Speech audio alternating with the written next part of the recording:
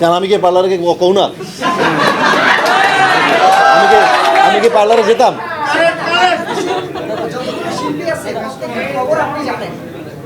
এগুলো ব্যক্তিগত ঘরের খবর, আমি জানবো কেন? এগুলো তো গোয়েন্দা সংস্থা, তোমরা মিডিয়ার কাছ থেকে তোমরা খুঁজে বের করো এগুলো।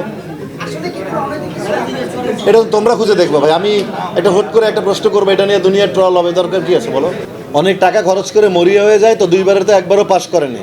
এই জন্য চেয়ারটা গতবার মামলা করে জোর করে এটা বসে জোর করে চালাইছে, এবারও যদি সেই সুযোগ হয়, এটা ক্ষমতার মোহ আছে না, লোভ আছে না।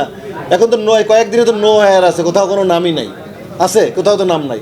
তো এইটা চেয়ারটা আঁকড়ে ধরে নিজেকে আলোচনায় রাখার চেষ্টা।